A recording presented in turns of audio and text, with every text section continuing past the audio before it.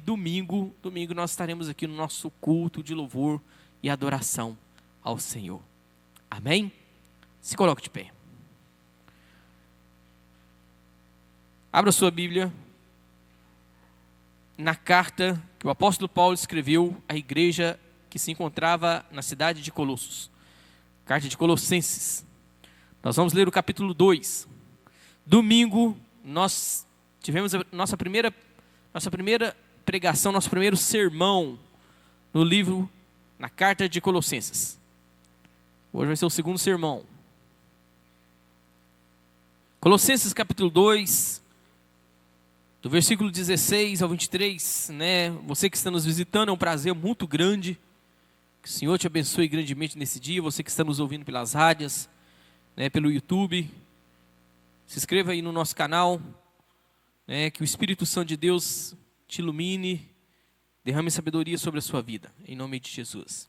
Colossenses capítulo 2, do versículo 16 até o versículo 23. Vamos ler.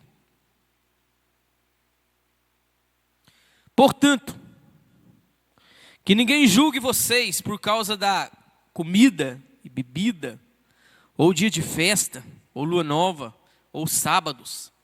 Quem tiver com uma King James aí, certamente vai ter escrito Shabá. Porque tudo isso tem sido sombra das coisas que haviam de vir, porém o corpo é de Cristo. Não deixe que ninguém se faça de árbitro ou juiz para desqualificar vocês, com um pretexto de humildade e culto de anjos, baseando-se em visões, estando cheio de orgulho, sem motivo algum, na sua mente carnal, e não retendo a cabeça, a partir do qual todo o corpo, suprido e bem vinculado por suas juntas e ligamentos, cresce, né? O crescimento que vem de Deus. Versículo 20. Se vocês morreram com Cristo, para os rudimentos, para os exercícios do mundo, porque se sujeitam às regras, como se ainda vivessem no mundo. Não toque nisto, não coma disso, não pegue naquilo. Todas essas coisas se destroem com o uso. São preceitos e doutrinas de homens. De fato, essas coisas têm aparência de sabedoria, ao promoverem um culto que as pessoas inventam, falsa humildade e tratamento ástero do corpo, mas elas não têm valor algum na luta contra as inclinações ou os desejos da carne. Amém? Feche seus olhos. Senhor, esta é a tua palavra, inspirada, santa, inerrante, que o Espírito Santo de Deus aplique ela aos nossos corações, que todo o véu caia por terra, que o Espírito Santo seja o nosso professor, em nome de Jesus, amém. Amém? Os irmãos podem sentar-se. Quem aqui tem um pet em casa? Quem aqui tem cachorro em casa? Ou um gato? Quem aqui tem cachorro, gato, sabe que por mais que você mantenha o bichinho ali preso, por mais que seja um zelo, um cuidado que você tem com ele, não tem como. Uma vez ou outra você vai ter que abrir o portão, ou você vai ter que deixar ele dar uma volta, ou você vai ter que dar uma volta com ele. Até os seres, até os animais anseiam pela liberdade, por serem livres. Por serem livres. Quanto mais o ser humano. Nós temos sede de liberdade. E o problema é que a nossa sede, às vezes, ela é tão profunda, que nós nos entregamos às coisas, ou nos prendemos às coisas, achando que vamos ser livres. Há uma montanha entre o conceito de liberdade e o conceito de libertinagem. São coisas totalmente diferentes uma das outras. Totalmente diferentes. No domingo passado, quando nós falamos sobre Colossenses, capítulo 1, Jesus é suficiente. O apóstolo Paulo, no capítulo 1, ele está agradecendo a Deus pela vida daquela igreja, uma igreja lá no interior, uma igreja que estava a 1.600 quilômetros de Roma, uma igreja pequena, uma igreja que o apóstolo Paulo certamente nunca conseguiu ver face a face, mas ele está escrevendo uma carta inspirada pelo Espírito Santo de Deus, e aprove o Senhor reservar essa carta para nós hoje, mostrando que Deus ama e Deus cuida de igrejas pequenas, e igrejas do interior. Igrejas do interior. E aquela igreja estava vivendo um problema, e o seu pastor, aquele que o amava, aquele que plantou aquela igreja, Epáfras, ele vai até Roma, ele anda 1.600 quilômetros até Roma, para estar com Paulo, e aprender de Paulo, e pedir ajuda de Paulo para resolver os problemas daquela igreja, que tinha recebido o evangelho da verdade e da graça, mas agora começou a se entregar a fábulas de falsos mestres, falsos profetas, e começou a se entregar ao legalismo, e começou a se entregar a obrigações e a um falso evangelho. E Epáfras, como líder daquela igreja, viu que como um trem sai dos trilhos, ela tinha saído dos trilhos. E ela estava se distanciando. Ela estava indo contra, ela estava se distanciando do verdadeiro evangelho, da verdadeira palavra, da verdadeira graça. Da verdadeira graça. A carta de Colossenses, ela é irmã gêmea de Efésios. Ela fala sobre unidade. Ela fala sobre a unidade da fé. E o que o apóstolo Paulo elogia naquela igreja. Mas agora quando nós chegamos no capítulo 2, nós vemos espiritualidade. Irmãos, as pessoas acreditavam que depois do iluminismo, da tecnologia, da invenção de máquinas, as pessoas imaginavam que com o avanço da ciência, a maioria das pessoas abandonaria as religiões. A maioria das pessoas abandonaria suas igrejas. E o que nós vemos na realidade é um movimento contrário a isso.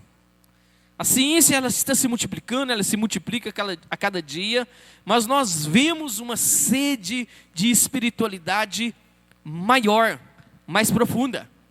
O problema é que há muita espiritualidade e pouco cristianismo. E pouco cristianismo. Nós vemos movimentos esotéricos, nós vemos movimentos de todas as sortes. Nasce uma seita em cada esquina. Eles batem na porta da sua casa e te ensinam que Jesus é o anjo Gabriel. E se ele é um anjo, ele é um ser criado, ele não é Deus. Se ele é um anjo, ele é uma criatura. E eles trazem isso embrulhado em flores, com belas palavras, com belos gestos, com uma roupa muito bonitinha, e começa com uma historinha assim. Amém? E aqui nós vemos essa igreja. Agora o apóstolo Paulo, ele começa a tratar de maneira direta, sem rodeios, os problemas que aquela igreja enfrentava. E ele diz: portanto que ninguém julgue vocês por causa de comida, bebida,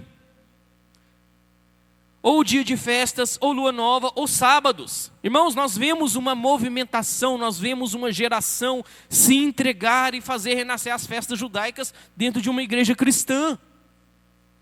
Como se isso fosse transmitir uma espiritualidade mais profunda. Como se isso fosse fazer as pessoas se aproximarem mais de Deus. O apóstolo Paulo aqui está atacando o que nós chamamos de legalismo.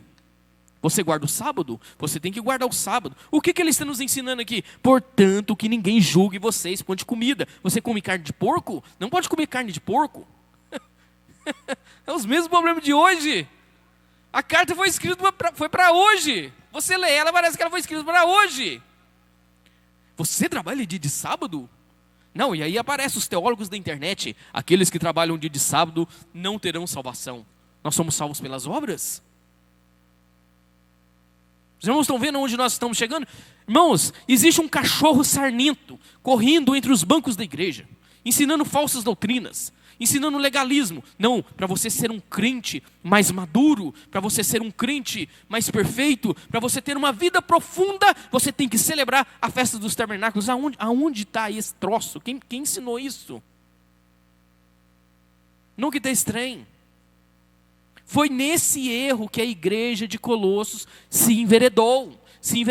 Olha só, bebida, ou dia de festas, ou lua nova, ou sábados. Por que o apóstolo Paulo está tratando disso? Porque isso é sincretismo religioso. Você tem que crer em Jesus, mas tem que guardar as luas novas. Você tem que celebrar, né, a Páscoa no modo judaico. Ou você tem que guardar as festas judaicas. Você crê em Jesus? Creio. Mas crer em Jesus não é suficiente. Você precisa crer em Jesus e guardar o sábado. Os irmãos estão me entendendo? Isso é legalismo. E todo legalismo, ele se baseia em boas obras, em cumprir ou não alguma coisa. E todo legalismo, ele vai te empurrar para duas vertentes. Ou você vai ficar muito orgulhoso, porque você cumpriu todas as regras, e você é um menino bom, e você merece um presente no final do ano do Papai Noel, porque você é um menino bom. Ou senão, ele vai levar você a uma tristeza tremenda, uma depressão tremenda, uma frustração tremenda, porque você não conseguiu cumprir as regras, você é um menino mau. Os irmãos estão me entendendo o que é legalismo? É Jesus mais alguma coisa para você ser abençoado. É Jesus mais alguma coisa para você ser salvo. Nós somos salvos pela graça. O que é a graça? A graça é o presente que nós não merecemos. E como que nós recebemos ela? Pela fé. Efésios capítulo 2, versículo 8, 9 e 10. Nós recebemos pela fé. E aqui o apóstolo Paulo está combatendo isso. Aí depois, irmãos, ele começa a combater o quê? O misticismo. O misticismo, né? Olha só, versículo 17. Até antes de entrar no misticismo aqui, ó. Versículo 17. Fica com sua Bíblia aberta aí para você acompanhar bem. Porque tudo isso tem sido sombra das coisas que haviam de vir. Porém o corpo é de Cristo. O que o apóstolo Paulo está falando? O apóstolo Paulo está ensinando assim. Sabe as leis, sabe as festas judaicas que instituídas por Deus. Sabe toda né, a teologia judaica, tudo aquilo que eles receberam no deserto, tudo que eles receberam no deserto, que foi instituído por Deus. O que o apóstolo Paulo está falando? Aquilo era sombra de uma coisa que haveria de vir. A igreja de Colossos quer voltar para esse legalismo. A igreja de Colossos quer voltar a celebrar festas judaicas. A igreja de Colossos quer fazer uma réplica da arca da aliança e colocar aqui. E colocar aqui em cima. A igreja de Colossos, ela quer colocar uma quipá, né, na cabeça do pastor e um talite nas costas dele. E o apóstolo Paulo está falando assim, moçada, isso aí são sombras de coisas que deveriam de vir. O que é uma sombra? Você está aqui. Aí de repente vem uma sombra atrás de você. Né? Aí você vê a sombra. Quando você vira, é uma pessoa. Não é assim que funciona? A sombra apontava para Cristo. Aquelas coisas eram sombras de Cristo. Cristo as cumpriu. Cristo as cumpriu. E por que eu estou pregando isso esses dias? Porque nós temos vivido tempos de sincretismo religioso. Você entra em igrejas, tem quase que um trono aqui, ó, para o pastor e para a esposa dele. Isso não pode. Cristo é o centro da igreja. Cristo é o centro da igreja. A pregação é cristocêntrica, a igreja é cristocêntrica. Cristo é o centro do universo. Ele tem que ser o centro da sua vida. A festa mais bonita do ano não pode ser o aniversário do pastor. Tem que ser a ceia. Não pode. Os irmãos estão me entendendo? Aonde nós estamos chegando? Aí, o apóstolo Paulo falando que isso era sombra das coisas que viriam. E a igreja de Colossos quer voltar para esse troço. A igreja de Colossos, aí você vê grandes templos, enormes templos, e os camaradas usando aquela vestimenta judaica, né, colocam um talite nas costas, para dar uma impressão de santidade e de proximidade com Deus. Esse não é o evangelho de nosso Senhor. Não é. Não se enganem. Não se enganem. O apóstolo Paulo está tratando de uma igreja doente, que recebeu o evangelho da graça, que cresceu, deu frutos, mas agora descambou. Agora ele vai tratar do misticismo. Olha o versículo 18. Não deixem que ninguém se faça de juiz, de árbitro, para julgar vocês, né, para desqualificar vocês, para falar assim, não, vocês é menos espiritual, vocês são menos espiritual do que eu, do que a nossa congregação, do que a nossa igreja. Por quê? Olha aqui, com pretexto de humildade, né, e culto de anjo, baseando em visões. Eu recebi uma visão que nós temos que adorar o anjo Gabriel, que nós temos que adorar o anjo Miguel. É isso que ele está tratando disso, olha, não se faça de árbitro para desqualificar vocês com pretexto de humildade.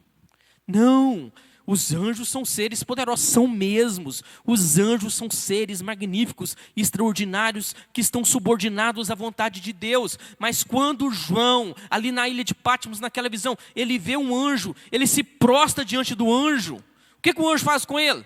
Levanta daí, João, levanta daí. Eu sou um conservo igual a você.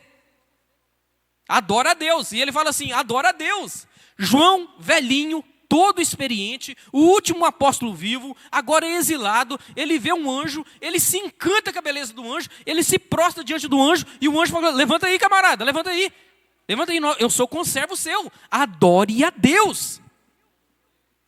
Amém? A nossa adoração não são para seres criados, por mais que seja a sua excelência, a sua beleza, a nossa adoração é para o Criador. Só Ele é digno de adoração. Só Ele. E um anjo real de verdade, ele não aceita adoração. Ele não aceita. Ele não aceita, porque ele sabe que ele é uma criatura. Ele foi criado. Ele foi criado. E aí ele está tratando do misticismo que está entrando na igreja, né? Adoração de anjos para dar uma figura de humildade, de que é humilde, sabe? E as pessoas falam, não, vocês não adoram os anjos, vocês não fazem aquilo, né? Vocês são menos espirituais, vocês são mais atrasados do que nós. Irmãos, o apóstolo Paulo está resgatando uma igreja doente. Uma igreja doente. 1.600 quilômetros, preso em Roma. Ele está escrevendo essa carta preso em Roma. Imagine só. A angústia de estar preso. E ele está tratando de uma igreja que está saindo fora dos trilhos. Fora dos trilhos. Continuando.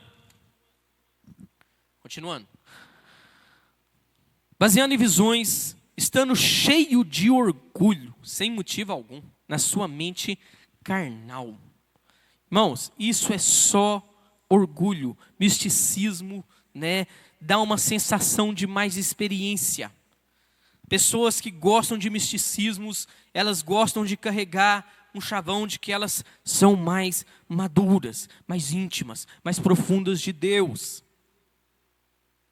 Mais profundas de Deus. Cuidado. Deus, o Espírito Santo de Deus fala com a tua igreja, fala com a igreja do Senhor. E se o Espírito Santo falar com você, não endureça o seu coração, mas é uma doença. As pessoas andam quilômetros atrás de uma visão. Cuidado com isso. Cuidado. E nós temos profetas de todos os gostos, e todos os tamanhos, e todos os preços. Todos os preços. Continuando. E não retendo a cabeça, a partir do qual todo o corpo. Agora o apóstolo Paulo está fazendo uma alegoria de uma cabeça que abandonou o corpo. Sabe? E está querendo viver por conta própria. Cristo é a cabeça, o corpo, na realidade o corpo que abandonou a cabeça, né? Cristo é a cabeça e está querendo viver por conta própria. Está querendo viver por conta própria. Suprido e bem vinculado por suas juntas e ligamentos. Cresce o crescimento que vem de Deus. Que vem de Deus. Amém? Versículo 20. Se vocês morreram com Cristo, agora ele vai tratar daquilo que nós chamamos de ascetismo, que é a pessoa que acha que é mais santo do que os outros, que é mais merecedor, que está mais perto de Deus, porque ele deixa de fazer muita coisa. Porque ele deixa. Sabe? Não, eu não vou comer carne vermelha, né? Porque eu acredito que quem come carne vermelha, né, está mais longe de Deus. Acredito que quem não come é mais santo. Então eu não vou comer. Eu não vou me casar, sabe? Eu não vou me casar porque eu acho que quem não se casa é mais santo. Eu acho que o homem casado, né, se ele amar a sua esposa como Cristo amou a igreja, porque essa é a ordem, esse é o modelo, né, ele é mais santo. Ele é mais santo. O casamento, tanto para o homem como para a mulher, ele é uma pressão. Ele é uma panela de pressão. Amém? E ali você é purificado, você é santificado em muitas coisas. Você tem que exercer paciência, controle, santidade. É ali que tu tem que exercer. Olha só, se vocês morreram com Cristo para os rudimentos, quando nós nos batizamos, quem aqui é batizado por imersão? Quem aqui é batizado por imersão? Quando nós batizamos, o que é o batismo? O que lá em Romanos 6, o versículo 4 fala? Que o batismo é simbolismo de morte e ressurreição. A pessoa desce nas águas, é um simbolismo de que ela está morrendo, ela se levanta, simbolismo de que ela ressuscitou com Cristo. Se vocês morreram com Cristo, para os rudimentos do mundo, para os exercícios do mundo, para a consciência do mundo, por que se sujeitam a regras como se ainda vivessem no mundo? Não toque nisso, não coma disso, não pegue nisso. Todas essas coisas se destroem com o uso, são preceitos e doutrinas de homens. De homens. Os irmãos estão me entendendo? De homens. Não. O seu batismo, se você sair daqui e for lá em Jerusalém e batizar no Rio Jordão, é um batismo pleno. Não que dá isso. Nós somos batizados em nome do Pai, do Filho e do Espírito Santo, a Trindade. Somos batizados em nome da Trindade. Amém? Em nome da Trindade. O batismo é uma confissão pública de algo que tem que ter acontecido aqui dentro, porque senão é só um banho de rio. Vai nada. Você acha que as águas vêm e levam seus pecados? Você tem que ter morrido aqui dentro, aqui, camarada, ó. Tem que ter morrido aqui. Né? Martinho Lutero falava assim, ó. Martinho Lutero gostava de falar isso. Ele falava assim: eu imaginava que os meus pecados, eles iriam embora nas águas batismais. Eles iriam descer no rio nas águas batismais. Que o velho homem, ele morreria e iria embora nas águas batismais. Eu descobri que ele está vivo e que eu tenho que matá-lo todos os dias. É uma luta diária. É uma luta diária. Uma luta diária. E aí nós vivemos, sabe? E esse misticismo, legalismo, né, o ascetismo, ele vem, sabe? Você vê uma movimentação hoje, né? Não pode comer isso, não pode comer aquilo, não pode comer aquilo outro. Por conta de quê? Por conta da saúde. Fala que é por conta da saúde, mas no fundo da história fica julgando os outros que comem. Quem faz isso? Adventista sétimo dia. Uai. Né? Puxa vida, você come carne, aí olha para você assim, fuzila com os olhos. Irmãos, achando que isso vai trazer mais santidade à pessoa. Nós não somos tanto o legalismo, o misticismo, sabe? Esse ascetismo, sabe? São coisas externas. O seu problema não é externo. O seu problema é aqui dentro, aqui no seu coração. No seu coração. É por isso que o apóstolo Paulo está tratando disso. Essas coisas. O que ele diz? Ele termina dizendo assim, ó, preste atenção. De fato, essas coisas têm aparência. Você olha, à primeira vista, você vê assim, aparência de sabedoria. Puxa vida, que pessoa sábia. Puxa vida, que pessoa santa. Puxa vida, estou com vergonha, sabe? Ao promoverem um culto que as pessoas inventam, falsa humildade, tratamento, né, ástero do corpo, né, fica negação de coisas desnecessárias. Pecado é pecado, vai fazer negação de coisas necessárias, mas elas não têm valor algum na luta contra as inclinações da carne. Sabe os desejos da carne? Sabe as inclinações da carne? Sabe o que essas coisas fazem? Nada. Nada. E aí o que aconteceu com a igreja? A igreja de Colossos começou a entrar nesse misticismo, começou a entrar nesse legalismo judaico, começou a entrar nesse ascetismo, e aí dá uma sensação, dá uma imagem de santidade e de sabedoria, dá uma imagem, mas não serve para nada contra a luta do pecado, e o pecado vai entrando na igreja. E aí você tem um monte de gente achando que é santo, achando que está estourando de santidade, mas são pessoas que estão confiando nas suas próprias obras, são pessoas que acham que elas conseguem se santificar sozinhas. O processo de santificação tem 2 vias, e ela acha que ela está sozinha. Irmãos, que há lutas na sua vida, desafios na sua vida, que talvez você está olhando para Jesus, sabe? Que talvez você está olhando para Jesus, correndo do seu lado e falando assim, vamos, mais 1 quilômetro, força. Tu tem uma visão errada de Cristo. A sua visão está errada. Jesus, ele correu no seu lugar. Ele venceu a sua corrida. Sabe? É por isso que o Romanos 6,14 fala assim, o pecado não terá mais domínio sobre vós. Porque Cristo venceu o poder do pecado ali na cruz do Calvário. Mas muitas das vezes as pessoas inventam coisas achando que isso vai vencer. Não, a única coisa que vence o poder do pecado na sua vida é a graça salvadora. E é essa graça, sabe, libertadora que vem sobre você e quebra os grilhões e quebra, sabe, toda a corrente do diabo. Não são coisas. Eu fui comprar um óleo para nós ungir. Lá em Tiago 5,14 fala para nós chamarmos os presbíteros da igreja, chamar os doentes, orar por eles, ungir eles e fazer a oração da fé. O óleo, ele só aponta para algo. O poder está no nome de Jesus. Sempre nós vamos falar isso, tá? Para nós não entrarmos numa linha de misticismo. O poder, a glória está no nome de Jesus. Sabe, a majestade, a conquista, a doença, o demônio, ele tem que obedecer. Não é por nossa causa não é por conta da nossa história não. É por causa do senhorio de Cristo. É por causa da morte e ressurreição de Jesus. É por isso que ele tem que obedecer.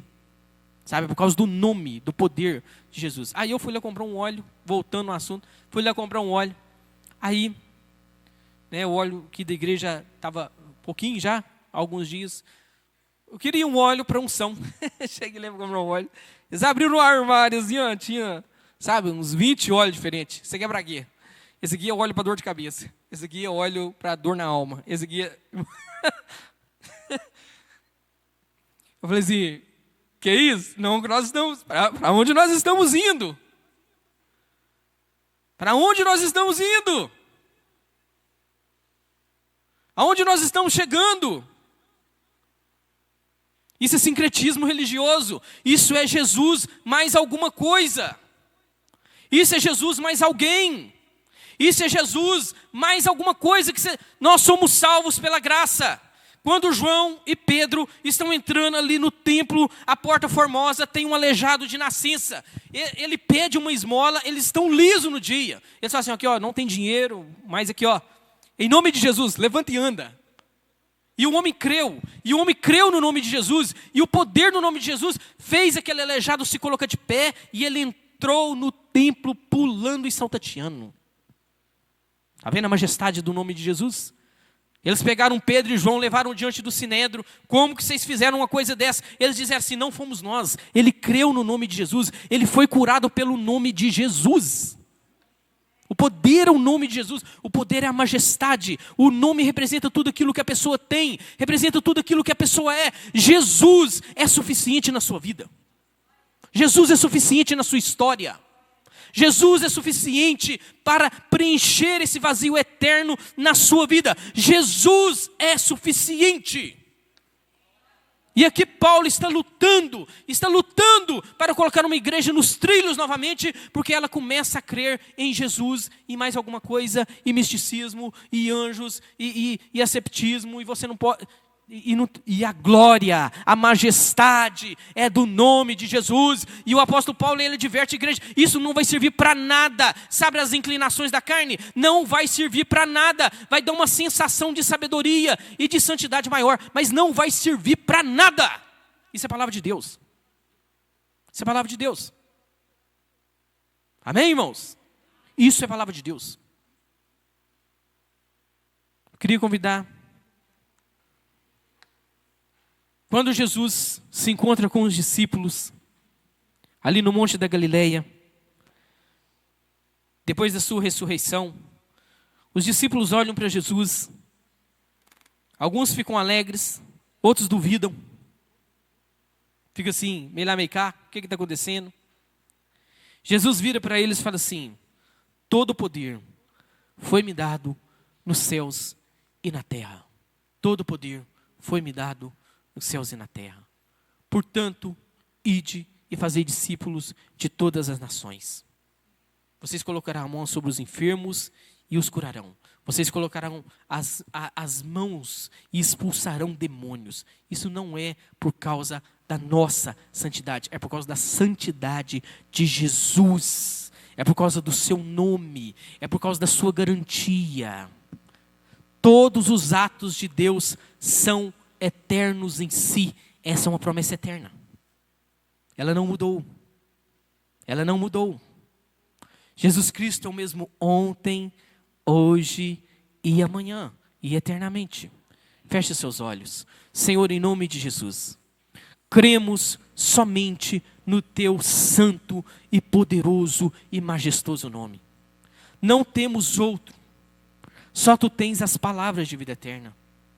Somente o Senhor morreu na cruz do Calvário, derramou até a última gota de sangue pelas nossas vidas e ressuscitou ao terceiro dia. Expôs Satanás aos seus principados, às suas potestades. Pegou a cédula de dívida que era contra a nossa vida e cravou-a na cruz. Só o Senhor fez isso por nós. Tu és o nosso Deus.